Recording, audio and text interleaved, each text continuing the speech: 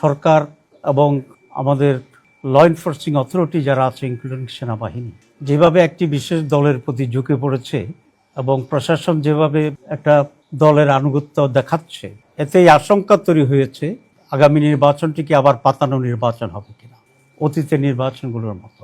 আমরা মনে করি এর ধরনের পাতানো নির্বাচন বাংলাদেশকে ধ্বংসের দিকে নিয়ে যাবে। আপনারা দেখেছেন যাওয়ার সময় যে ইউরোপীয় ইউনিয়নের একটি হাই লেভেল ডেলিগেশন আজকে আমির জামাতের সাথে সাক্ষাৎ করতে আসছেন এবং সেখানে ইউরোপিয়ান ইউনিয়নের ডেপুটি চিফ যিনি ছিলেন তিনি এটাকে লিড করেছেন এবং বাংলাদেশি ইউরোপিয়ান ইউনিয়নের যিনি অ্যাম্বাসেডর তিনি এখানে উপস্থিত ছিলেন।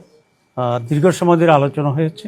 আলোচনার মূল কনসেন্ট্রেশন ছিল আগামী নির্বাচন, তারপর অবজারভার পাঠানোর যে বিষয়টি এবং একটা এগ্রিমেন্ট করা বাংলাদেশ এবং ইউরোপিয়ান ইউনিয়নের সাথে, রোহিঙ্গা ইস্যু, এই সব কিছু মিলেই আলোচনা হয়েছে। আমরা বলেছি যে বাংলাদেশে একটা ফেয়ার এবং ক্রেডিবল ইলেকশন অত্যন্ত জরুরি, কারণ বিগত 55 বছরে বাংলাদেশের যে ক্রাইসিস তৈরি হয়েছিল এর অন্যতম প্রধান কারণ ছিল সুষ্ঠু এবং সঠিক নির্বাচনের অভাব। এবং আমরা এটা দৃঢ়ভাবে বিশ্বাস করি এই যে স্টেলমেটটা তৈরি হয়েছে বাংলাদেশের রাজনীতির অঙ্গনে, এটার জন্য আজকে অত্যন্ত প্রয়োজন হচ্ছে আগামী একটি সুষ্ঠু এবং অবাধ নির্বাচন। যদি আগামী নির্বাচনটি অবাধ এবং সুষ্ঠু না হয়, নিরপেক্ষ না হয়, তাহলে ক্রাইসিস কিন্তু শেষ হবে না, ক্রাইসিস আবার নতুন করে তৈরি হবে এবং এটা আরও গভীরতর হবে। আমরা এটা তাদেরকে স্পষ্ট বলেছি এবং আমরা আশঙ্কার কথা বলেছি। গত 1-2 সপ্তাহ ধরে বাংলাদেশে সরকার এবং আমাদের ল এনফোর্সিং অথরিটি যারা আছে ইনক্লুডিং সেনাবাহিনী যেভাবে একটি বিশেষ দলের প্রতি ঝুঁকে পড়েছে এবং প্রশাসন যেভাবে একটা দলের আনুগত্য দেখাচ্ছে, এতেই আশঙ্কা তৈরি হয়েছে আগামী নির্বাচনটিকে আবার পাতানো নির্বাচন হবে কিনা অতীতের নির্বাচনগুলোর মতো। আমরা মনে করি এর ধরনের পাতানো নির্বাচন বাংলাদেশকে ধ্বংসের দিকে নিয়ে যাবে।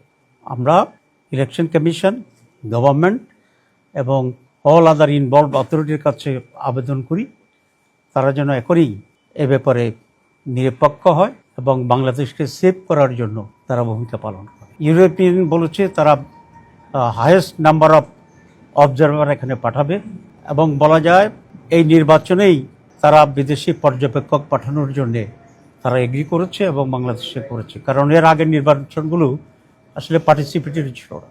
আমরা বলেছি আমরা এটাকে ওয়েলকাম করি। এরপর ওনারা কনসার্ন ফিল করেছেন যে রোহিঙ্গা ইস্যু কী হবে।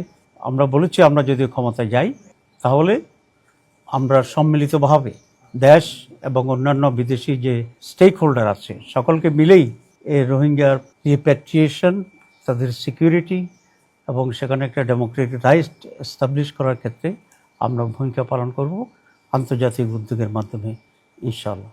তো তারাও এটা বলেছে রোহিঙ্গাদের, আপনারা জানেন যে হাইয়েস্ট ডোনার হচ্ছে ইউরোপীয় ইউনিয়ন, তারা বলেছে এক্ষেত্রে তারা অত্যন্ত অ্যাক্টিভলি এটার সলিউশনের জন্য তারা ভূমিকা পালন করবে এবং তারা এটা আশা করেছে যে বাংলাদেশ আগামী নির্বাচনটি সুষ্ঠু হবে। এবং জামাত ইসলামীর পক্ষ থেকে আমরা তাদেরকে আশ্বস্ত করেছি যে নির্বাচন সুষ্ঠু এবং অবাধ হওয়ার জন্যে যা কিছু করার প্রয়োজন জামাত ইসলামী সেটা করবে এবং সহযোগিতা করবে। সবাইকে ধন্যবাদ।